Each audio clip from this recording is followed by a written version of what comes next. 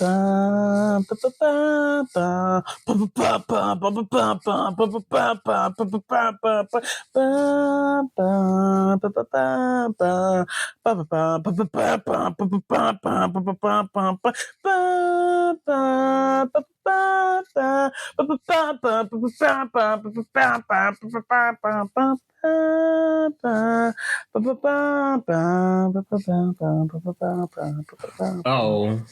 I totally know. I should have looked that up before we started. you should have. I literally did the same thing I did the first time, just repeating the same. You did. You did indeed. It happens. Do that, It happens to the best of us. Yeah. Well, welcome to Callie. Callie, sweetheart, I love you. I will put you in the carrier. Welcome back to another episode of Shade and Lemonade, where we need a sweet treat after dinner because we're black. Amen. And we don't have batteries in our fire detectors. Yeah, I definitely don't. Did you hear? I don't know if this is true or not, but I saw something saying that there is a senator. They don't know who it is. I think she's a senator. Miss blonde-haired, bad but built butch body. Is she a senator? Bleach blonde, bad built butch body, Marjorie Taylor Greene. No, not her. The girl that said it. Oh, Jasmine Crockett. Period. Yeah. Yeah. Okay. So I heard that every time she speaks, there's a senator. They don't know who yet, or at the time when I read it, that's playing like the beefy. I'm just like, please. Sometimes racism can be so funny because why would you do that? That is so funny. Would you do that? That is so fucking funny. Like, girl, you can't even be like. Obviously, they're making a mockery, but like, can you even be mad? Like, that is so funny. Well, it's time for a little check-in. So, how are you doing this week? I'm doing okay. Like, I'm just tired. I just got off work, and I don't want to go back to school. And I have to go back to school in like 2 days. And I'm also just tired. And also, like, going back to school means leaving my fun and not necessarily fun, but like my non-stressful life at home. And my non-stressful life at home includes my work crush. Like, I'm so down bad right now. I'm so down bad. Why are you obsessed with the man right now? I don't know. Like, and I feel like if I send you a picture of him, you'll be like, ugh, so I don't even want to do that. See, now you have to send a picture. Oh my God, I do. That's why I brought it up. Yeah, see, you wanted me to critique him on the fucking show. I'm sending it now. Okay. I don't want you. No, don't critique him on the show. If you think he's ugly, like, never say anything ever again. But he's literally. I probably won't think he's ugly. I don't love him. Have you seen Don? This isn't the best. I love Don. And I think he's hot. What are you saying about Don? Oh my God. I love Don and I think he's hot, but he's not conventionally attractive. Because I'm like, I told you I'd give Don a right. Okay, I just opened it. I don't hate it. Oh my God! I don't hate it. And, in any other circumstance, I think he's cute because this is obviously at work and nobody look good at work. If you look good at work, fuck you. Yeah. Okay, so I'm going to go die. How have you been doing this week? Oh, girl, you're fine. I've been doing okay.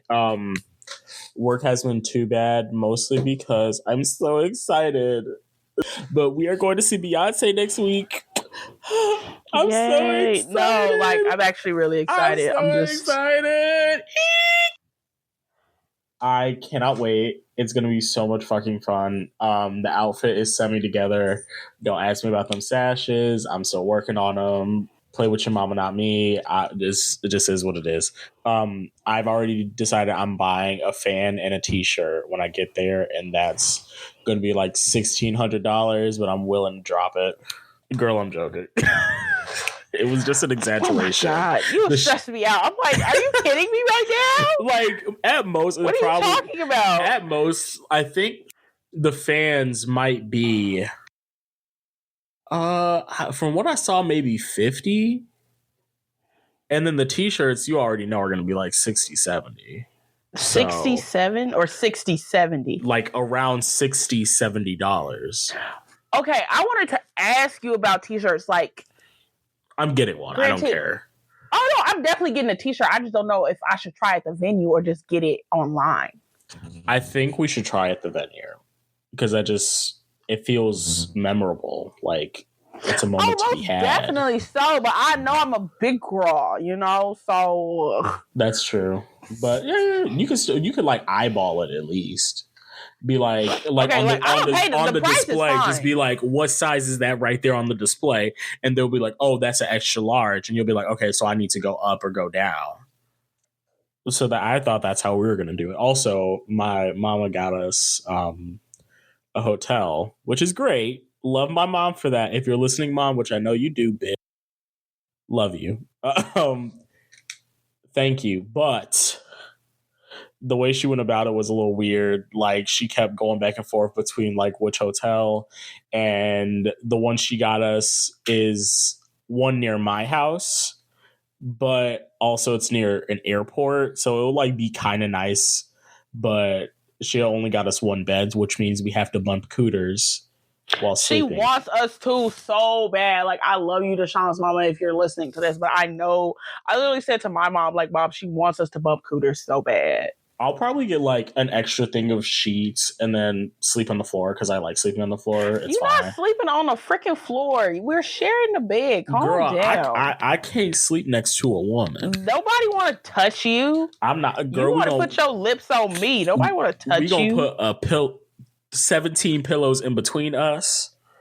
Oh my God! It's giving forced proximity trope. Forced to share a bed. Tell John he losing his man. You kill yourself. Oh my God. Friends to lovers. Friends to lovers. You are obsessed with AO3 and I need you to stop. What are you talking about? That is a well-known trope. But people don't talk in tropes, bitch. Well, not fun, not boring people. Girl. Anyways. You ain't never been out being like, oh my God, it's giving enemies to lovers. No, I've never said that. I'm surrounded by the wrong people. Surrounded by the wrong people. You love me? Shut up. Anyways, it's time to get on to our main topic of the week, which is episode 3, my fucking God, of Game of Thrones. Oh. I ate that. Okay. No, you rolled them R's, baby. You rolled them R's. It's giving Spanish AP. So we're getting into our Game of Thrones series again. For those of you who do not remember, we talked about season 1, 2, first episode, and then we're talking about season 3 and 4. If you haven't listened to those episodes, bitch, what the fuck are you doing? You're dumb as fuck, like I said last episode, but you wouldn't know that if you didn't listen to it. Go watch that shit. I mean, go listen to that shit. I am going to go through the deaths that we have so far. Let me count. We have 1, 2, 3, 4, 5, 6, 7, 8, 9, 10, 11, 12, 13 main deaths so far. That is a lot of characters to die in 4 seasons. I was going to say, is that what the red is? Yes, that is what the red is. I didn't actually, I mean, if I would have looked at the names, I would have gotten that. I just saw red. Yeah, that is 13 main characters dead. Shame. Shame. Shame. Shame. Shame.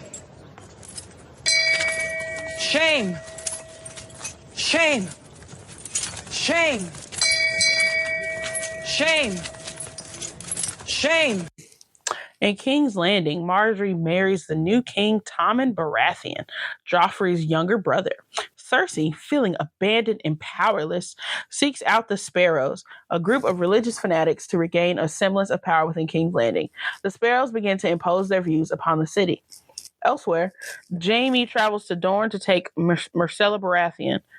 However, Oberyn Martell's lover, Ilaria Sand, and his bastard daughters, Jesus... They don't consider them bastards for sure. And his bastard daughters seek revenge for Oberyn's death. Elsewhere, in Winterfell, Littlefinger arranges Sansa's marriage with the now legitimized son of Roose Bolton, the sadist Ramsay. Sansa is reunited with the broken man that was once Theon. Elsewhere, at the Wall, As the newly elected Lord Commander of the Night's Watch, Jon Snow forms an alliance with the Wildlings to save them from the White Walkers and their army of reanimated corpses. Because of the impending threat north of the Wall and his oath, Jon turns down Stannis' offer to reclaim the North from the Boltons. Elsewhere, Stannis unsuccessfully marches on Winterfell. Elsewhere, Arya arrives in Braavos, where she finds Jaqen H'ghar, whom she had previously helped escape, and begins training with the Faceless Men, a guild of assassins. Elsewhere, Tyrion is brought to Essos to become an advisor to Daenerys. Ser Jorah kidnaps Tyrion as a ploy to return to Daenerys' good graces. Daenerys is slowly starting to lose power in Meereen as the rebel slave master resistance, the Golden Harpy, commences revolting. Okay. So I had to do a little bit of editing, which I forgot a sentence at that bottom. I will say I'm sorry, because they gave away a lot of shit in this season. But I did add the Stannis unsuccessfully marches onto Winterfell because that was also embarrassing for him. It was very embarrassing, and the way that it starts, like the way his march starts, is kind of crazy because of something that he does. But that's what he deserved. And that's why I don't get why people are so Team Stannis. Bitch, you were Team Stannis. I wasn't Team Stannis. I think it's funny that people call him writers. I think that doesn't mean I'm a writer. That just means he has writers. You were just constantly writing for Stannis, so that's why I thought. I was literally, all I said was, you can go back and listen to the episode since you got amnesia. I thought it's funny that people call him Stannis the Menace, so I call him Stannis the Menace. And I said and I was informing you that he had writers. Stannis got shooters for real. Like, they don't play about Stannis the Menace. They said he is the one true king. And I was like, I don't know where y'all got that from. It's freaking hilarious, so I shall continue to do it. Oh my god. I guess. Okay, let's start with Stannis, since he was the most irrelevant in this season. Essentially, actually, no. Let me start with Bronn, because Bran. Oh, okay. Because he was honestly the most irrelevant in this season, because he didn't even have an arc of this season. Yeah, I'm saying, did he even do anything? I think he just traveled the whole season. Yeah, no, he was training with the Three-Eyed Raven. I was going to say, he made it to the Three-Eyed Raven last season. So this season, he's just, essentially, the Three-Eyed Raven is trying to teach him how to use his powers. And, like, part of that is teaching him that he can go into the past, but he can't affect the past. He can just observe. But Bran isn't accepting that. I don't, no, that's not that he's not accepting that. Bro is also like, you can't change the past, but you also can't stay too long, or you can get stuck or lost or something. And Bran just ain't heeding that old man's advice, essentially. And that's just really that. So Bran doesn't really have an arc this season. Next season, he has a decent one, but this season, he doesn't really have an arc. But we'll start with Stannis first, because Stannis goes to help, like, the Wall or whatever. And that's very nice of him. Like, Jon was very happy that he did that. However, Jon said, I have shit to do around here, so you can kick rocks and be feet. And that's exactly what he does. Yeah, because people are obsessed with having other people bend the knee to them. And I'm just like, y'all, is it that serious? Right. Is it that serious that you need the Wall's approval? Be fucking for real. And I also think that was stupid, because you know that they're separate. Right. Like, that's another thing. Like, you're not dumb. You know that they can't, like, if you call them to arms, they can't do anything. Like, they're not gonna, yes, that would be against their oath. But also, I think he wanted Jon more specific. Like, he wanted Jon and the men at the Wall. But, like, he wanted it for two different reasons. Men at the Wall for, like, just men. And he wanted Jon so he could get Winterfell in the North overall to be on his side.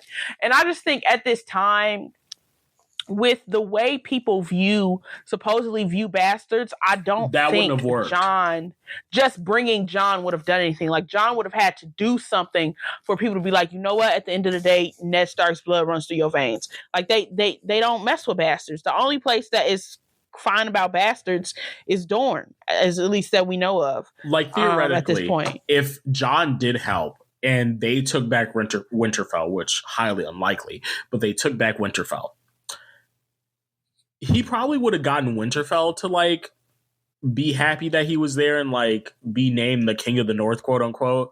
But the other houses that are around that are around Winterfell and technically bent the knee to Ned Stark and the Stark cause, they wouldn't listen to Jon for shit. Yeah, I don't think so. Like the only reason we'll get into it in season 6. Anyways, but Jon basically says no, and Stannis goes to march on he decides to march onto Winterfell, which is ran by Roose Bolton and Ramsay Snow, technically Bolton, renamed Bolton, whatever. And while he's on his way there, he's dealing with the North's cold ass temperatures, and his army are fucking dying. So in order to appease this fuck ass Lord of Light that we still don't know shit about, that he's basically staking his whole entire claim on, instead of, trying to hunt for food, trying to find shelter, maybe even go back to the wall and just be like, we're not prepared enough for this, maybe we should wait it out, something reasonable, he decides that burning his daughter is the best course of action.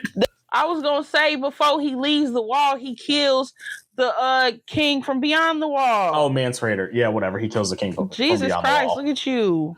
He kills the king from beyond the wall. And who gives a fuck? That what do you mean? Okay, I'm done. What but I think you're missing key context. He doesn't kill people because he wants to, even his daughter, though he does eventually, concede to murdering his daughter. Melisandre tells him we need to burn people alive to appease the Lord of Light. So they burn like 1 or 2 people, just random folks, like in the army or whatever. So something that we didn't talk about in season 4 is he's burning people, and Melisandre does say that. And that's why Gendry is taken, because they're like, they need to burn the blood of the king. And they find Gendry. And they're going to burn Gendry. And then Davos sets him free. Well, I feel like they burned people, like at least 1 or 2 dudes before they burned his daughter. But okay. They might have. I don't remember that. But he does definitely burn his daughter in season 5. Granted, it is pivotal or it matters, I guess, that he didn't want to. He was like, Melisandre, you were going too far. And his wife was like, burn that bitch, because his daughter was born with grayscale. I don't know. She has like half a face of grayscale, and like, which is just, I don't know, a disease. Think about leprosy, I guess. I don't know. The mom was crazy. Yeah, the mom was like, yeah, we can burn her. I don't care, because the mom hated her because she had grayscale.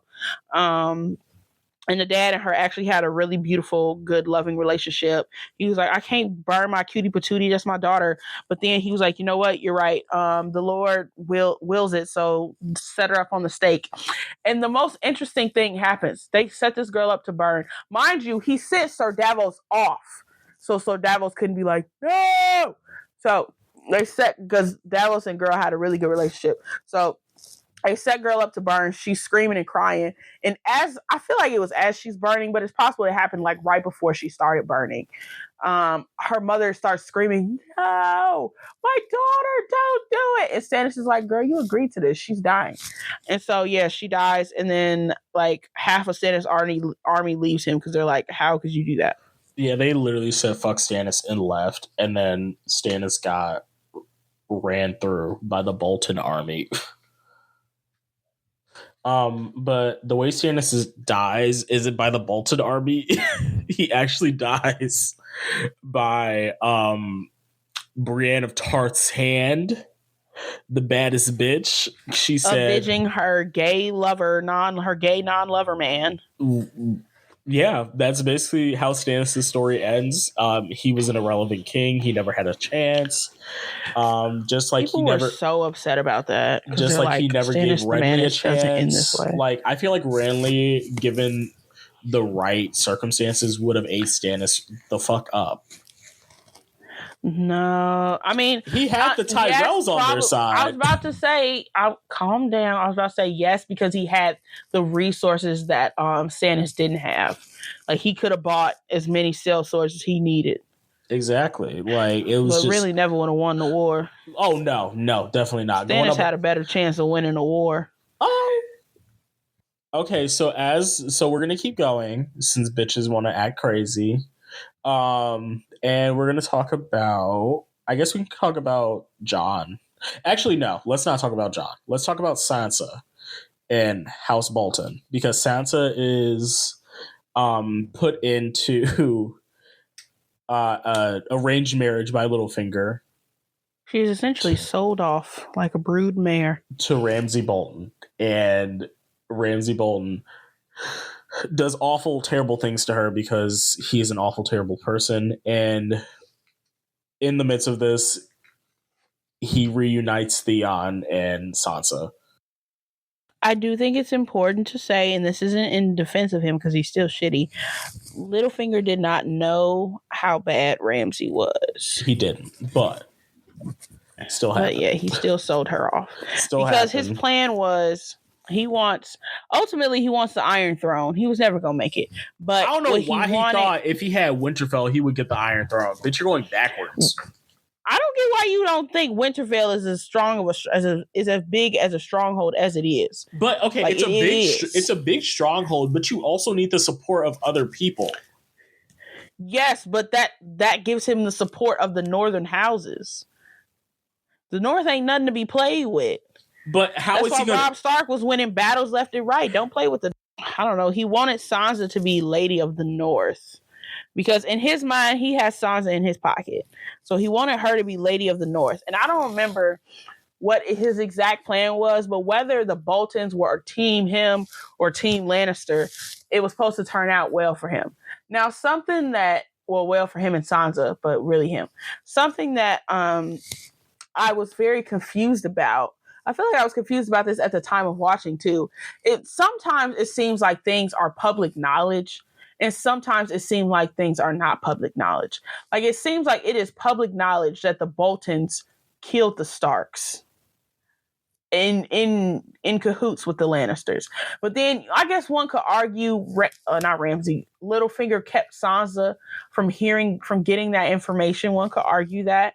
But like, I don't see why Littlefinger thought this would work out for him when you know they're aligned with with a house that is more powerful than you. You don't even have a house, bro. You created your own little bird sigil that no one else carries. Like, I just didn't understand the logic in that. Like the way, supposedly, no matter what happened, he covered his bases. But I just never understood how that helped him out, because you're going up against the Lannisters. What are you? Granted, at this point, I think he was Lord of the Vale, I guess. So he does have people behind him. He was Lord of the Vale at this point because he had murdered his wife. But still, I'm just like, I don't see how this works out for you, knowing who the Boltons are.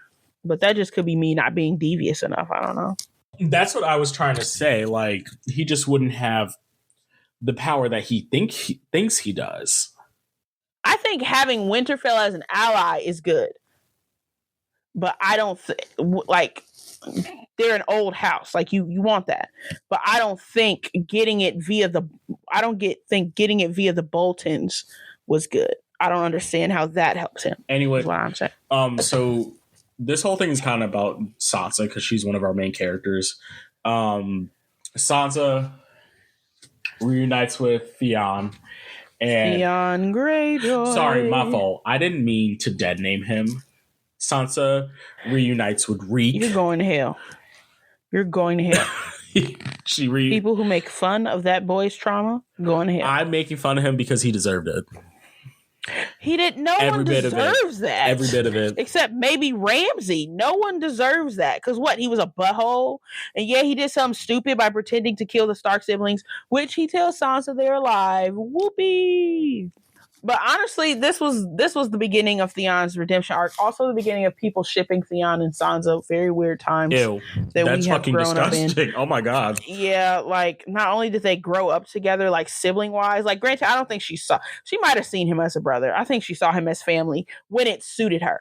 Like after, like not in the sense that she was being manipulative. She saw him as family when she realized that the world was going to destroy her and all she could trust is people with the Stark name and grew up in the house with her. So she wasn't like, you're my brother, but also like, you're my brother. I think at one point she tells him, you're as much as Ned Stark's child as any one of us.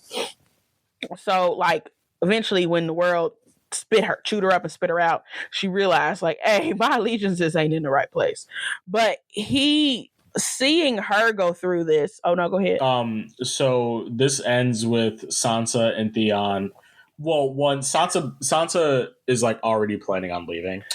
When the Boltons like bum rush Stannis. So she goes while that chaos is going on, and she gets caught by Ramsay Bolton's little side piece, and she's about to kill her.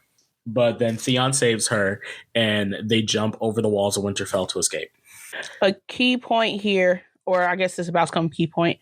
The entire time, remember, our good sis Brienne of Tarth, even though she took a side quest to murder Stannis the Manus, she was tasked by Catelyn before she died to find her children. So what she does is she follows Sansa and Littlefinger, because I think at one point she does approach her and Sansa's like, yeah, I'm gonna stick with Littlefinger. So she follows them to make sure like girl is safe.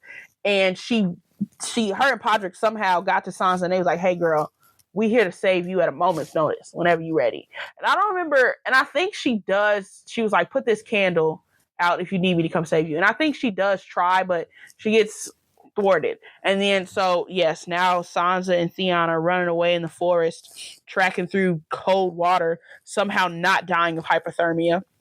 They should have. And oh my god, they should have. They definitely should have been dead. Actually, that might end there, them getting away, actually. Yeah, they do get away. But I believe they're on the way to the wall. That doesn't happen until the next season. Yeah, I know, but that's where decision. That's where they just playing. Right now they just get away. Okay, so they just get away. Okay, and I guess we can go over to the wall because that's another Stark, I guess. And at the wall, after Stannis kills Mance Rayder, Jon is Jon elected before or after Stannis kills Mance Rayder? I want to say after. Okay, so after Stannis kills Mance Rayder, Jon is elected as the new Lord Commander. Oh my. Okay, I think Stannis makes him Lord Commander. You know what? Actually, pause for a second on Game of Thrones. I am so happy. I just saw a notification from Twitter from the Tyra because I forgot that bitch was my fucking Sage session. I'm so happy I saw that. Anyways,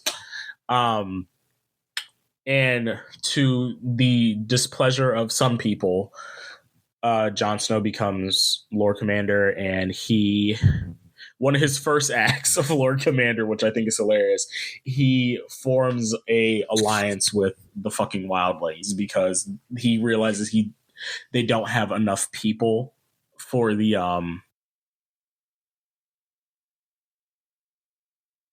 for the threat in the north, which is the Night King.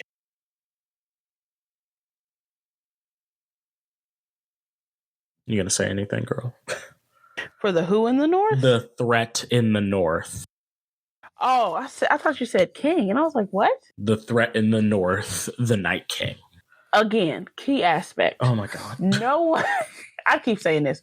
No one believes at this point, the only people who know about the Walker threat are the Wildlings. I don't know if they've all seen them, but they know something is out there and it's dangerous. And Sam has seen one. Jon has seen one. I think that low-key might be it. Like, so at this point, the people who are like, this is actually a problem are very slim. Did you say that Jon reaches out to the other houses? Yeah. Oh, no, I didn't say that. Jon also does reach out to the other houses, and they all say, bitch, kick rocks and beat fucking feet. We have other things to worry about. Actually, no, they don't even respond. Like, they don't even respond, to be honest. Oh, I thought they did. But, like, it's literally very much like, why are you talking about ghost stories? This is embarrassing. Aren't you older than this? Like, you're not a child anymore. Like, they all bring it. They don't respond, but they all do bring up at some point this letter from the north because they're all like, and then the fucking wall is talking about that there's fucking zombies past the fucking north. Are them bitches dumb or stupid? And they all are like laughing at these people, but they're dead ass fucking serious. It's actually fucking hilarious. But it was honestly upsetting me, but like also I get it. In order to fight the Night King's army. He makes an alliance with the wildlings, and he goes to like their encampment or whatever the fuck to get 5,000 wildlings. And while they're leaving, the Night King turns like half of them, half if not most of them into fucking zombies, into White Walkers. So it's actually such a chilling scene because I don't even think it was either John didn't know they could do this, or actually we didn't know that they could do this, I don't think, until this happens. It was such a chilling scene because these wildlings are fighting tooth and nail, y'all. I think there's even a giant at one point fighting tooth and nail, but I could be wrong. They'll fight, actually no, because one, whatever his name, the big giant, he was always the only one left. Okay, so the wildlings are fighting tooth and nail. After John came to them, he's like, we need to unite because something is coming. And it's not about territory, wildling, northerner. It's about living and dead. And they were like, F you, John. I remember specifically there was this woman giving him such a hard time. She was like, kill yourself. Understandably so. She's like, you southerner. And he's like, what are you talking about?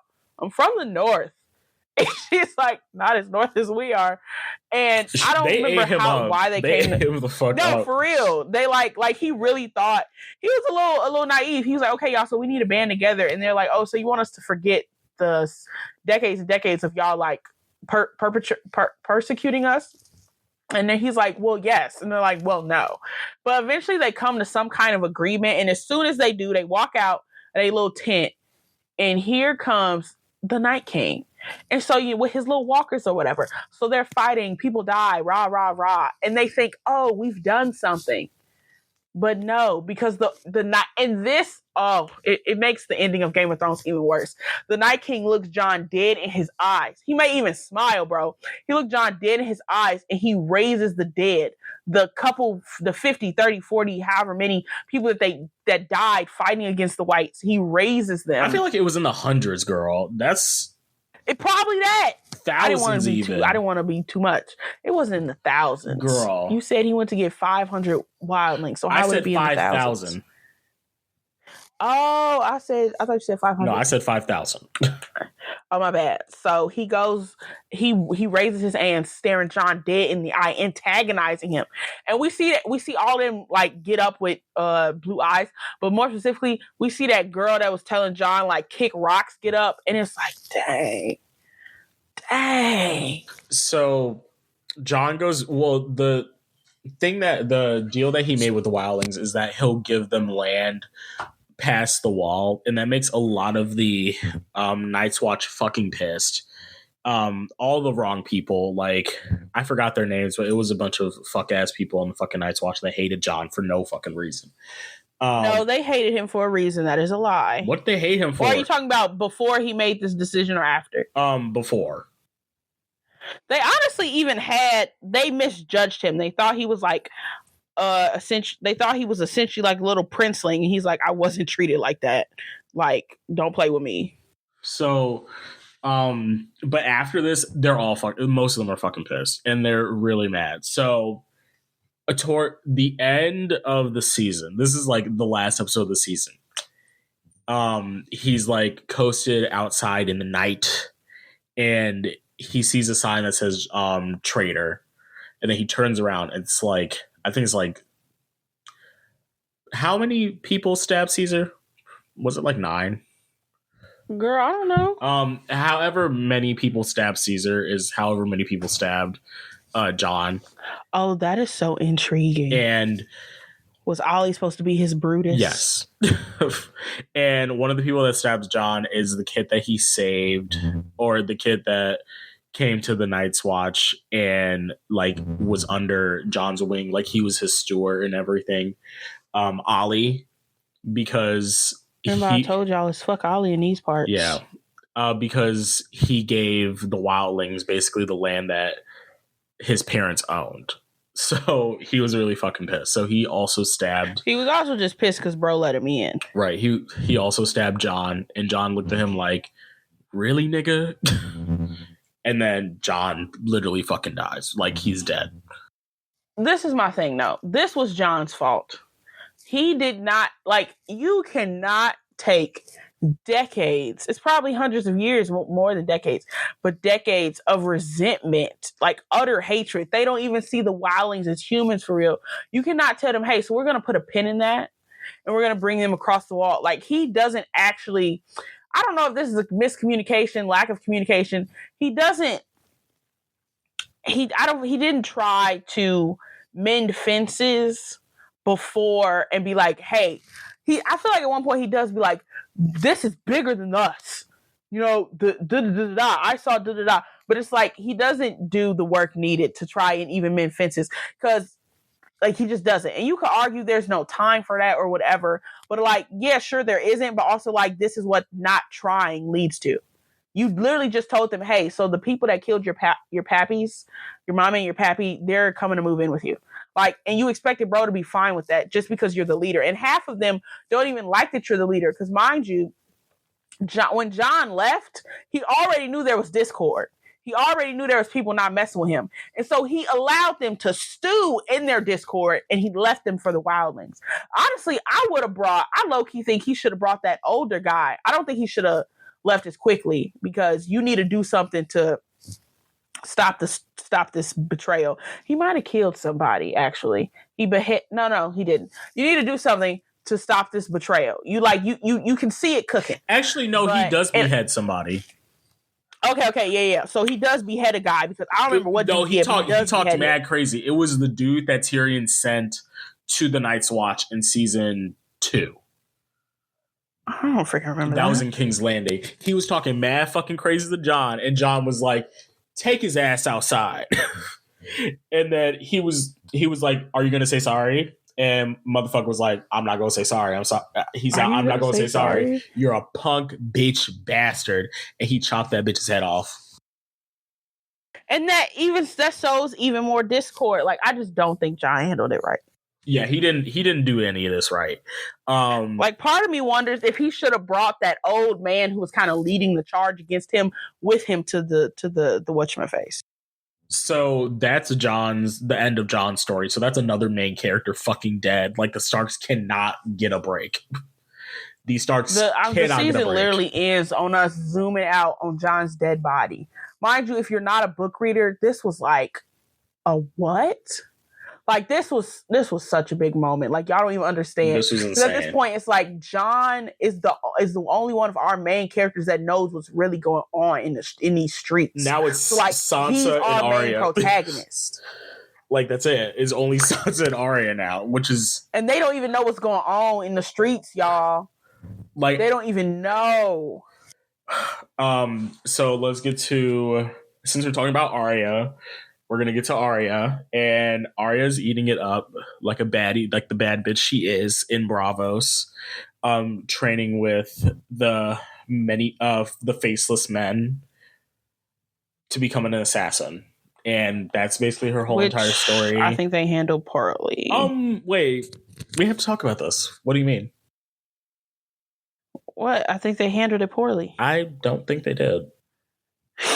No, because one thing, and I think it starts in, at least me noticing it starts in season 5. Game of Thrones, the timeline gets whacked, straight out of Jack. We don't know how long anything takes anymore. That's true. You're right. And they don't do a good job of showing Arya training and learning. I feel like she stays all for of a like sudden put years. On another person's face. I feel like we don't know that though. Yeah, you could guess, but we don't actually know that. The concept of time There's nothing is in the narrative that suggests that. You're right. There is, like, the concept of time is weird. In my eyes, I feel like she stays there for at least 2 to 3 years. But even more so, actually, let me Google and see what Google says. But even more so, when we actually see her, so like there's like some basic sword training or whatever. I think like not swords, but like it's kind of sword training, but they use like sticks or whatever. When bro finally trusts her, let me see, how long was Arya training as a faceless man? It just said 2 seasons. How long does that last? See, you can't even get clear answers on Google. A few months. In the books, Arya has only trained for a few months. Oh. Oh. 2 years, my booty hole. Oh, well, fuck me, I guess. In the show, it was just over a year. Because each season is considered a year. In the show, it was just over a year. Okay. Something else said okay. Well, I guess a year if we're talking about the show, but a few months if we're talking about the book. Arya is training with the Faceless Men, and she gets her first task of killing, I believe it's like a broker or like a banker or something, because he gives people money on the docks. I remember the clams guy, but I don't remember her having to kill him. Dang. Yeah, she had to kill that guy, and she is about to, but she gets distracted because she sees somebody that was on her list, on Arya's list. Also, while she's trying to kill this man, she has to pretend that she is a little girl who sells clams on the docks, and she, honestly, her outfit was cunty. I loved it. I hated it. So fuck you. Actually, I'm thinking of her outfit when she was trying to go for the actress. Yes. I hated her hair. So she's like selling clams on the docks, and then she sees somebody who is supposed to be on Arya's list, not the girl that's supposed to be on the docks selling clams. And she's having like she's having a conflict with herself because she's like, I'm not supposed to be Arya Stark. I'm not Arya Stark. I'm no one. That's why I've been taught. But then she starts to remember, I'm Arya Stark, bitch. I need to kill this man. So it's Sir Meryn Trout, right? Meryn Trant. And if y'all don't remember, that was the motherfucker that killed her teacher back in season 1, who was also from Bravos. So she ends up following him, and he is going to a brothel. And okay, this part was fucking crazy. Do you remember this part? It made me uncomfortable. Yeah. So he goes to a brothel, and he's looking for young women, and the lady at the brothel is like, this one, and he's like, younger. And she's like, no, this one, and he's like, younger. And then she pulls out a fetus in a bottle, and he's like, perfect. Okay, somehow she makes it into his room. I don't remember how. Look up a clip if you want to see it, but somehow she gets into... I don't want to see it. Don't see it, anybody. Just take the explanation. Somehow she gets into his room, and because she pretends to be a child sex slave. What do you mean? That's why it made me so uncomfortable. And she stabs the man multiple times and then gouges his eyes out. And then she jumps on that man. And then she goes back to the Faceless Men, Guild of Assassins, and they mad at her. Jack and Yagar is like, you killed the wrong motherfucker. And she's like, well, no, I didn't. What are you talking about? How do you know that? And then he basically like fucks with her for a while, and then she goes blind because she fucked with the many-faced god. Yeah, because apparently like the many-faced god is really big on death. And if you tell the guy, like, hey, I'm going to kill A, and then you kill D, they're like, why didn't you kill A? Kill yourself, actually. But something I think the show didn't do well is we don't actually, because by all accounts, in season 1, she is a normal girl. Okay, up until season 3, she is a normal girl. Granted, yes, she does some fighting, and she has some very traumatic occurrences, but like, we don't actually see her go from a normal girl to like the mindset of I can kill anyone I feel like it when I feel like it. And the first people we do, I don't remember if she actually killed them or if it was just the Hound, but I feel like it was both of them, were the people that were gloating about her murdering her family. They're the first people we see her kill. And then we come here, and she kills bro pretty violently, but like also he deserved it because he was about to try to have sex with children, and he killed her her instructor. But it's like all of a sudden Arya becomes low-key a mini psychopath, just ready to kill anybody whenever she needs to. Like, but she has to go. It's like, why are you trying to kill Clan Bro? Like, obviously, but she you're trying has to kill him because they're telling you blind like, first before that happens. No, she doesn't. What do you mean? She goes blind. Well, like she already had the reason that she killed that motherfucker is because she had rage in her. She killed that motherfucker with pure rage power, and I don't want to say hunted him down. She hunted him down, and then killed. Like I don't know. That was premeditated. And then it wasn't like she's just taking over in the moment. She was like, oh, I'm going to go here. I'm going to kill you. It's one thing for me to fantasize about killing people. I do it all the time. But it's another thing for me to up and be like, okay, so I'm going to be here because I know you're going to be here. And then I'm going to kill you there. And then, like, there was definitely rage and stuff like that took over in the moment because of like how violent she got or whatever. But it's like, I just feel like we don't see her, because you could even explain away, because she heard people bragging about brutally murdering her family. That is a moment of rage taking over. I completely understand that. But this, she had time. She thought about this. You know what I'm saying? Like, why? And I could be misremembering, but it's like, where is the wait? I'm about to kill somebody. Like, I'm about to. Well, at this point, she's already killed someone. She's killed a couple people, not even a couple people. We don't actually know how many. I don't know. Let's say there were 4 people sitting at that fire. She's killed like 2 out of pure rage. Or am I misremembering? Did she kill somebody else before she killed him? I feel like she did. I want to say she had 2 bodies at that point. Outside of the people who murdered her family? Yes.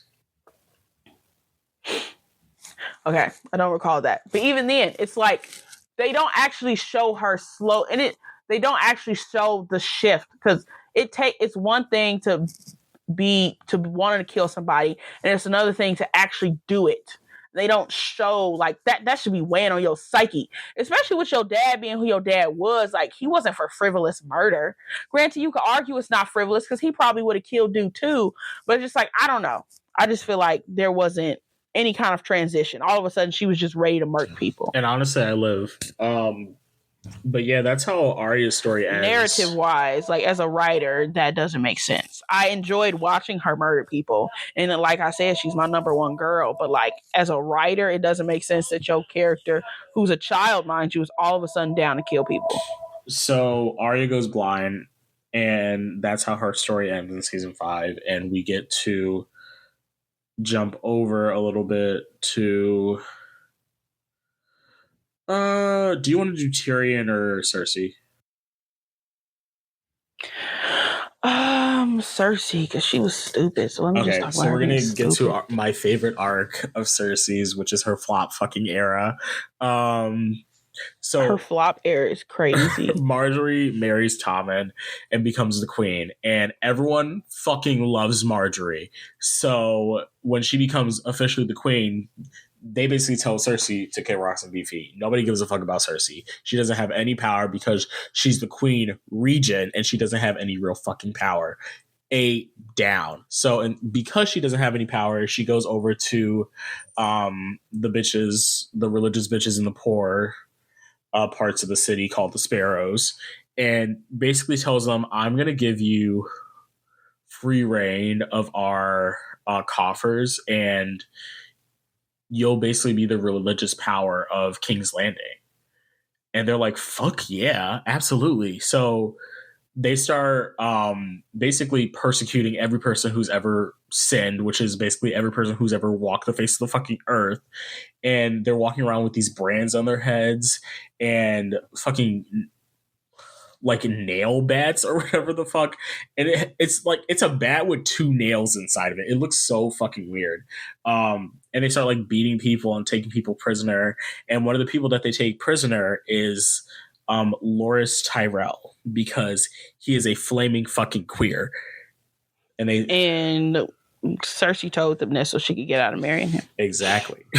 Cersei told them that so she wouldn't have to marry that motherfucker, and also to show that she still has power. So that's what she's using the High Sparrows for. And they basically have a trial for Loras, and on trial, Marjorie lies. Is like, I don't think he's gay. Like, I've never seen him take dick. So how am I supposed to know that he's gay? And then the guy that Loras was fucking at the time said that she actually walked in on us and said she didn't give a fuck. So yeah, she's lying. So they also take her prisoner, and Tommen does fucking nothing about it, which I don't understand. Like, these people at this point, they were basically Cersei's lab dogs. Like, they didn't have any real fucking power. So why the fuck did he Tommen was also under bro's spell. No, Tommen wasn't under his spell until like at this point he wasn't. He just didn't know what the fuck to do because that would be going against his mom. Wait, then why did you ask why why'd you say you confused? The thing about Tommen is he doesn't know anything about anything. He's not trying to do he doesn't want to I don't want maybe he didn't no one told him how to be king. He doesn't know how to lead anybody. And he's a child. He's younger than Joffrey. He doesn't know how to lead anybody. He doesn't know how to put his foot down. He doesn't know how to do anything. And that's why he is so easily manipulated by any and everyone that he comes into contact with.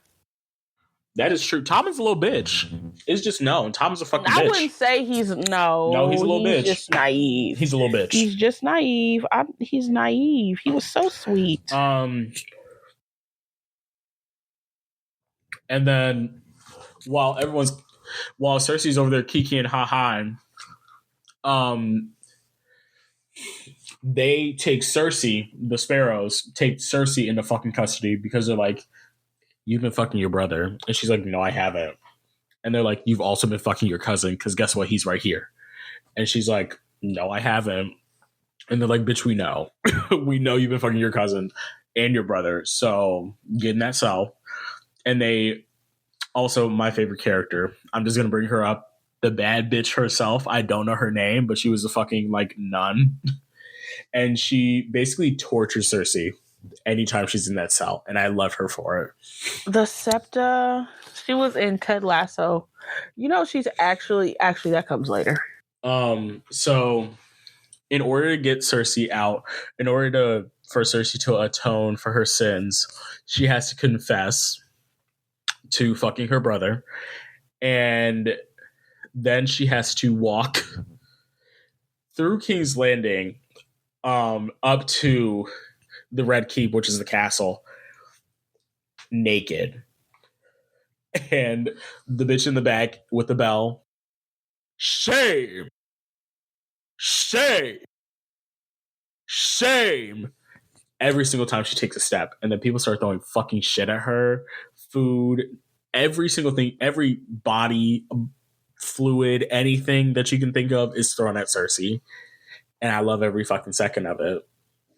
I think there is D&D, the directors, writers, whatever the heck. Well, okay, I want to say this before you continue. I do want to say this. This is probably awful and traumatizing for the actress, and I feel bad for her. But Cersei, in the fictional world that I'm thinking of, deserved every single bit of this. I'm sorry the actress had to go through this for me to visualize it. I hope you're doing okay, girl. I don't think anyone necessarily deserves this level of violence. But I just want to say, like, I feel there at one point, this guy pops out and flashes her his dangalang. And that right there told me that something's wrong with these people because that wasn't required. That wasn't required at all. But also, I think this whole sequence was stupid because where is she going? Where is she marching to? Her place of power. And y'all are throwing poop pies at her as she marches to the biggest seat in Westeros. Like the biggest point of power in Westeros. She's slowly marching there. Yes, the church is definitely starting to influence them a lot more and get some power. So maybe you could argue, oh, the church wasn't going to let her do that. Like that's what they thought process. But she is currently marching to the castle, the biggest point of power, and you decide, I'm going to wave my dangalang in her face. I'm going to throw my feces at her. Doesn't make sense for them to do that to her. And knowing where she's going, she's getting right back into power. And I think that's just an example of terrible writing. Like that's absolutely, you could blame it on the arrogantness of the church or whatever, or specifically the leader of the church. That was completely stupid. That was arrogant. It was just terrible. And also it was very sadistic. And he didn't give, he is branding people. So maybe he is that sadistic. He didn't give public sadist. He gave like private, I'm going to do some messed up stuff to you so you will submit to me, but like not publicly. So that was crazy. But what's even more crazy is the fact that Cersei decided to give him power in the first place. Because the fact because you should, and Cersei should know this. She's played the game for years now. Since she was a kid, she should know this. Unless you are completely confident, and even more so than 100% confident that you can fully control someone, unless you have the means to fully control someone, you do not put them somewhere where they could possibly gain more power than you. Because the thing about Game of Thrones, this is a very religious, ran based or whatever society. Like the Seven, whether you follow the Seven or you follow the old guys or you follow the new guys, whatever the hell, people do not play about this. So what do you mean you're going to pick? Like I guess she thought, oh, this random poor man, I'm gonna lift him up. Is it from perdition? I'm gonna lift you up from perdition, patrician, whatever it is. I don't know, from poverty. And I'm just like, no. And also a man of the cloth. Granted, he was still very disturbed, but you go take a man of the cloth. Like, not even somebody that you could be like, we gonna pretend you a man of the cloth so you can make business happen. But a man of the cloth. Is this when she had Qyburn and Kilbro with a bunch of kids? Not yet. Oh, okay, because that was so disturbing. That's so Cersei is brought back to the Red Keep, and her hair shaved, she's in tatters, and Qyburn and the newly resurrected Mountain take care of her, and those are her. I'm in tatters. She's booty butt naked, covered in other people's shit and piss. Like mentally, she's in tatters. Oh, she goes bad. Yeah, she goes batshit crazy after this, but we'll get to that later. And then we're gonna finish off on our girl Daenerys with our fave for now, Tyrion. So Tyrion is smuggled over to Essos by Varys. Is that how you say his name? Yeah. So he's smuggled over to Essos by Varys to meet Daenerys Targaryen. And while they're traveling, he's taken by Ser Jorah, which is the guy that Daenerys just exiled because he's a fucking creep and a weirdo. And he does this so he can get into Daenerys' good graces again, but he takes him to Daenerys, and Daenerys goes, "What the fuck is this?" And he's like, "A Lannister. I want you to kill him." And then she basically talks his way out of her killing him because he's good with people, and he becomes basically one of her new advisors, and she sends Jorah fucking packing and tells that bitch to beat feet again. So he gets exiled again. And while all this is happening, Daenerys is also trying to deal with the Sons of Harpy, which is a radical group made up of slave masters, basically telling her, give us our slaves back or we're killing all of you. And she doesn't know how to deal with it because she doesn't want, like, they just keep spawning. Like, there's so many slave masters apparently, and she just doesn't know what to do. And she thinks about like bringing her dragons into this, but Drogon's still missing, and the other two dragons grow resentful towards her. So right now she's just failing on all accounts. Basically, she just fucking sucks. No, I'm just kidding. It's actually insane to me though, because they make it seem like she doesn't even visit her dragons. So it's insane to me that you think they just gonna suddenly be like, "Mom!" It's like locking your baby up in a closet for 10 months, and then when you come back, you surprised that they're not like, "Mom!" Like the only time you see them is when you throw a whole goat inside and have them fight over it. So like it's not even enough. Those dragons look starved. Feed your children.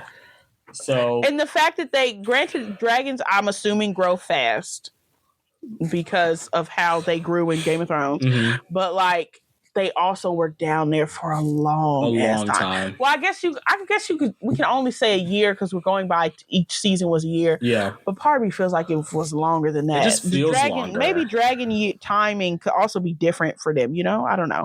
But they was down there for a long time. But so Daenerys is just failing on all accounts, and she tries to make a deal with the slave masters, and she's like, I'm gonna marry one of you. Which is like he's the only former slave master that kind of like agrees with her, but also wants to find a solution. I didn't like his character. I thought his character was fucking stupid.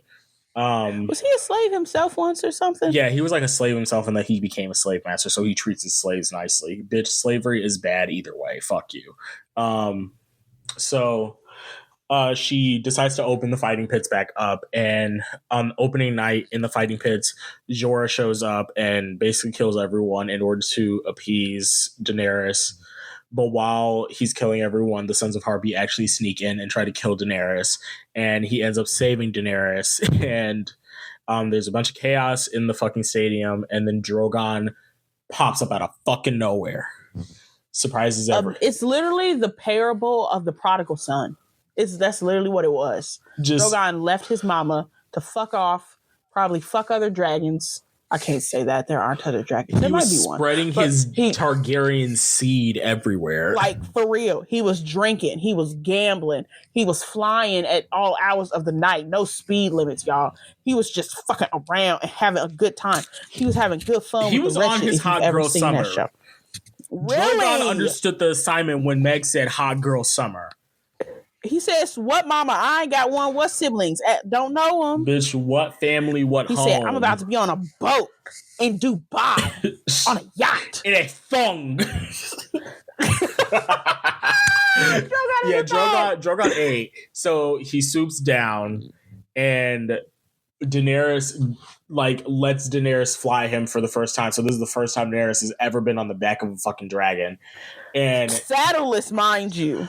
And basically burns most of the Sons of Harpy and then flies away with Drogon because she's so fucking tired. She's like, I just want to leave. I just want to, give me a second. Give me one hot second. What the fuck? Give me one hot second. And then, I promise I'll be back. And then she just leaves with Drogon. And he drops her off in the middle of a fucking field. And then Dothraki horde, circles her. And then that's where her story ends for season 5. Yeah, because she said, hey, Drogon, let's leave. And he said, no, actually, bye. He literally leaves her said, again. I will leave you, actually. He said, Mom, we're going to stop here. And she's like, okay, babe. He's like, I came to visit. I wasn't saying it. And she's like, you kind of brought me here, son. He's like, Mom, that sounds like a personal problem. You can't fly? That's so fucking crazy. Anyways, I'll see you later. He hates her. I will say this. I feel like they don't actually make this clear, but I really, when it comes to the connection between, and I really feel like House of the Dragon did a better way of showing the connection between a dragon and its rider. But based on, I feel like he felt her distress, and that's why he showed up. He didn't just happen to be there. He felt how her level of distress and danger. And that's why he was like, okay, Mom, I'm coming, but I'm not going to stay long, but I guess. That could be it. I think you're right, because it was perfect fucking timing. He showed up. So yeah, that's how season 5 basically ends. Just Daenerys gets circled by a Dothraki horde. Jon dies. Arya is blind. Jon is murdered, brutally murdered.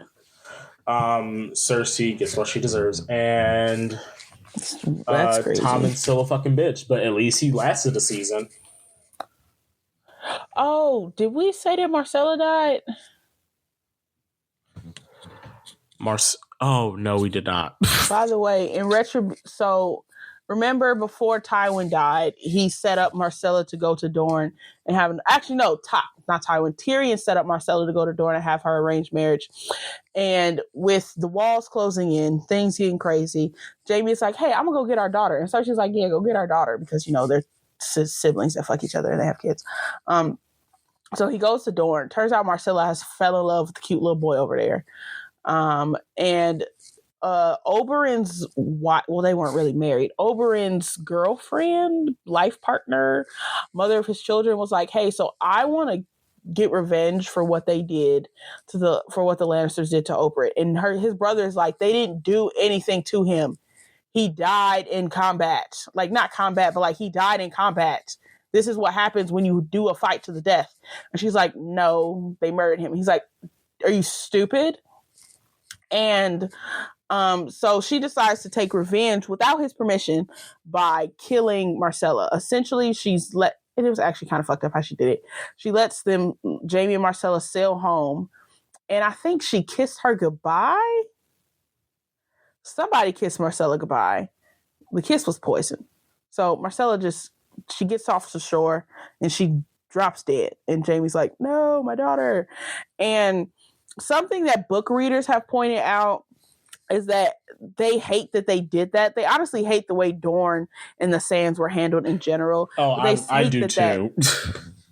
Yeah, I felt like they were so cool. They were such a cool place and the fact that we never really delved into Dorne at all, like it was such a good place. And there was a bunch of brown people. Like make a series about Dorne, actually. Fuck Westeros. Like for real, a book accurate one though. Like book accurate, please, because apparently they're like at one point Oberyn even says we don't harm children in Dorne. So people are like they never would have even wanted to go after Marcella because that's just not what they believe in doing. And also they said I know people were saying like also it's just dumb because he wasn't murdered. He died. It's his fault that he's dead because on the one hand he was being too cocky and on the other hand he also put himself in that position. And so I agree that was dumb for her to do that because it's like it's not anyone's fault but his. Even if he lost the fight fair, well, it was fair, but like it's literally he put himself there. It's hard. I know he was fine. Like if I lost Pedro Pascal, I too would be sick. But girl, he did it to himself. Right. And now you out here killing blonde-haired, blue-eyed babies. Well, Marcel was a bleach blonde, bad Bill Butch body, and Marcella. Yes, Marcella. She was a cute little blonde girl. You know, actually, her and Tommy actually kind of looked alike. Actually, too. Half and half. I feel bad for her, and then the other half because she's a Lannister. I want her dead. Jesus. So, because I don't believe Lannisters should ever have children. So, Jesus. She was like in love with a brown boy, which period, like love who you love. But love who you love is crazy. Even if they're brown. Right. Love who you love. I mean, like, I thought you liked white boys, but period. You like a little chocolate milk in your. You like a Let little. me kill myself. Stop this analogy. Please. Anyways. But like, I still wanted the bitch dead because she was a Lannister. I didn't like her. And she was irrelevant. She was very much relevant. Yeah, I feel bad. Anyways, on to season 6. I wonder if she's more relevant in the books. On to season 6. On the door! On the door! On the door! On the door! On the door! On the door! On the door! On the door! On the door! On the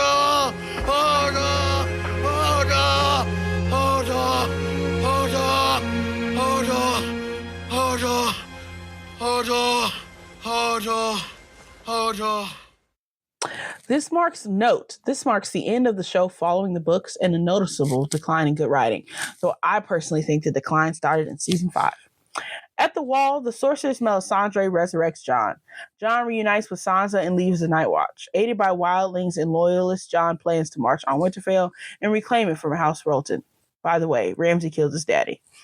Beyond the Wall, Bran trains with the Three-Eyed Raven, but they come under attack by the White Walkers. The Three-Eyed Raven is killed and succeeded by Bran.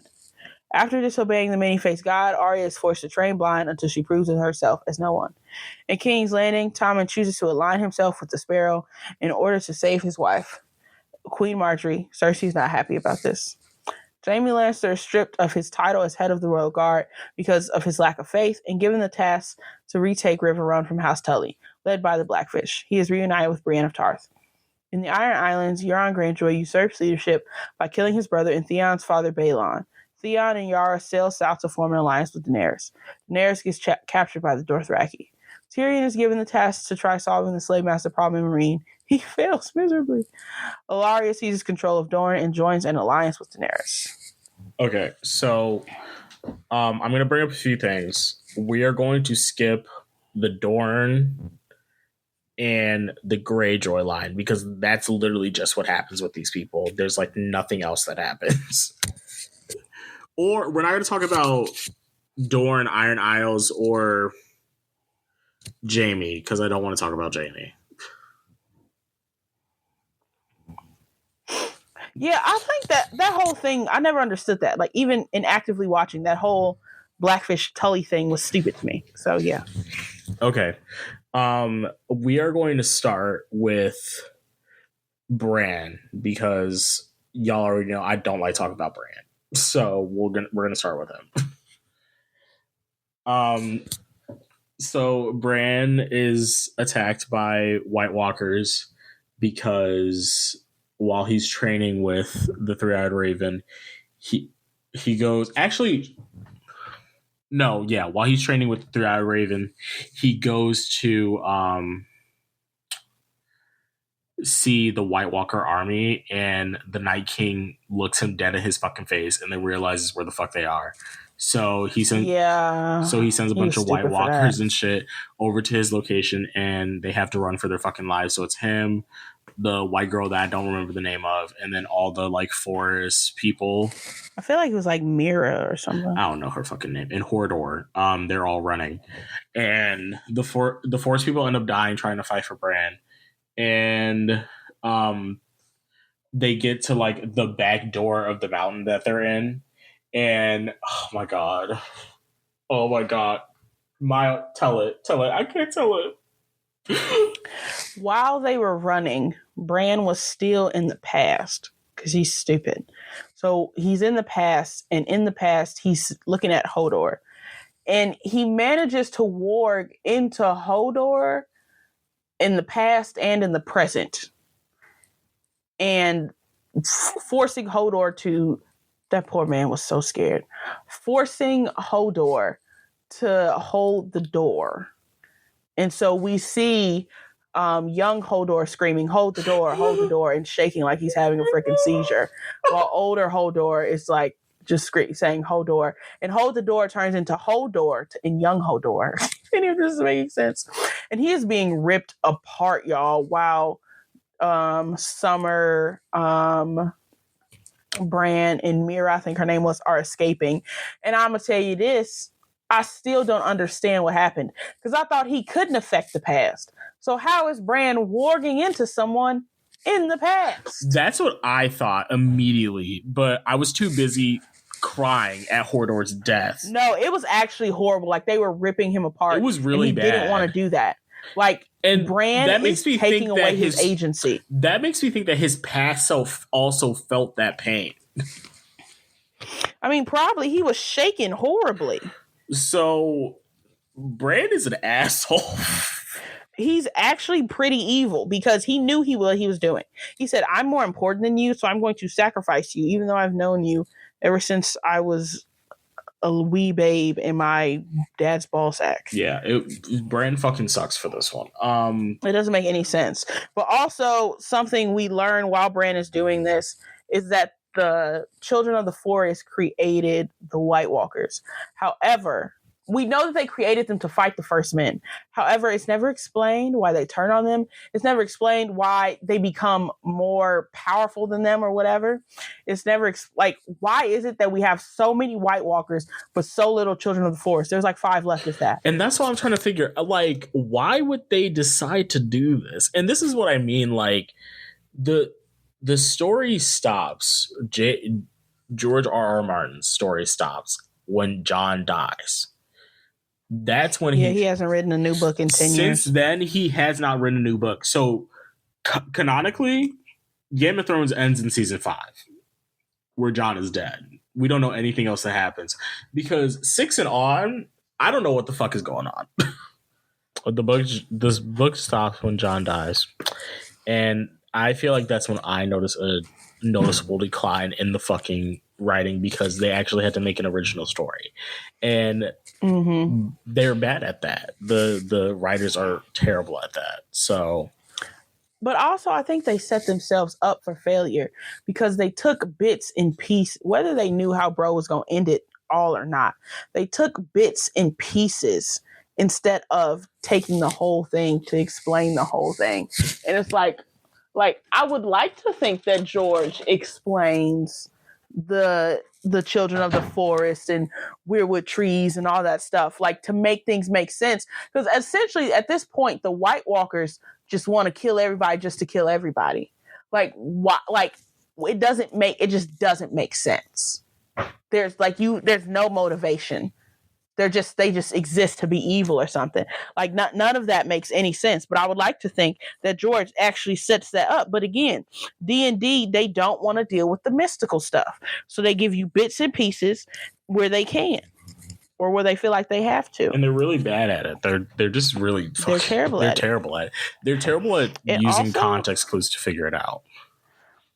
And also, post this, the amount of peen jokes increases drastically. Like, Jesus Christ. They are immature. So, anyways, that's Bran's story. We're going to go to Arya. Okay, so Arya is blind. She becomes blind and she gets kicked out, so she's a blind homeless girl. And it was just randomly this, huh? Every day. I don't think it was every day. It was at random times, but I'm pretty sure it was every day. Whatever. It was a lot. It happened a lot. This blonde bitch with the fuck ass bob.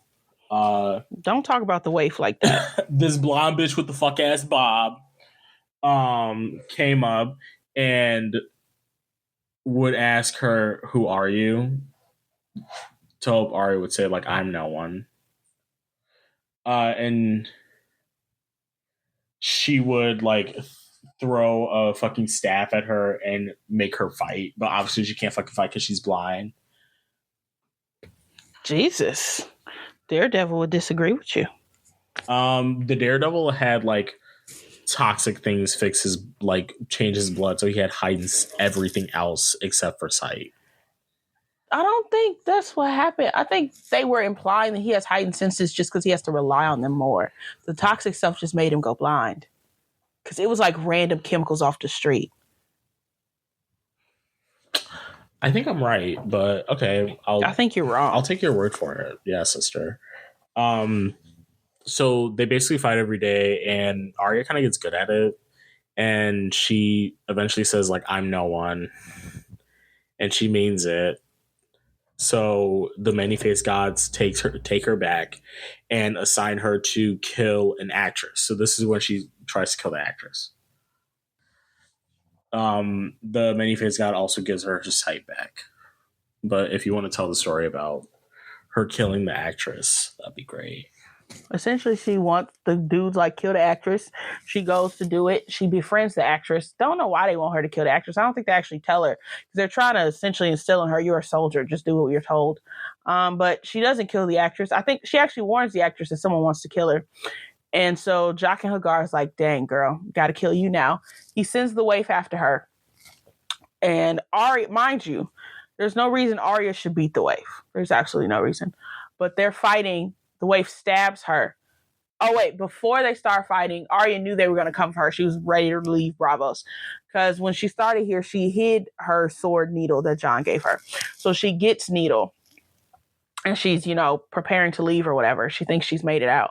But no, the waif attacks her, stabs her a couple times, I feel like. But she definitely stabs her at least once.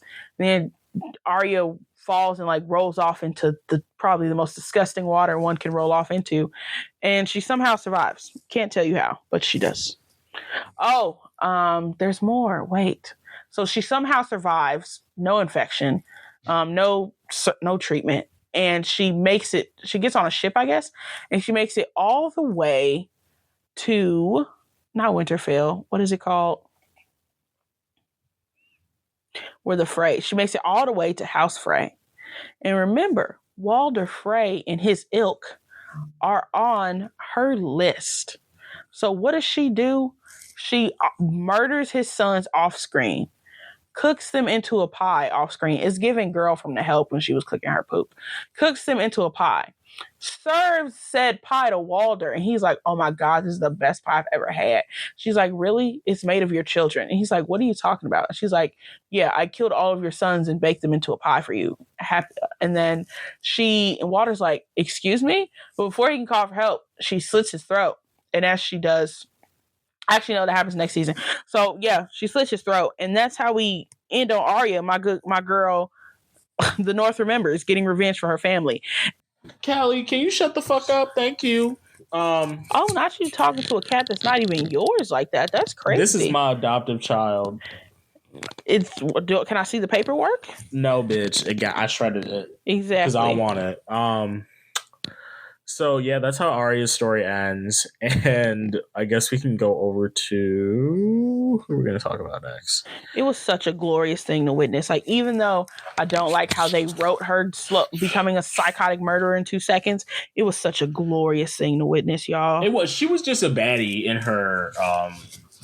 A baddie psycho. She was a baddie psycho, but I live for a baddie psycho.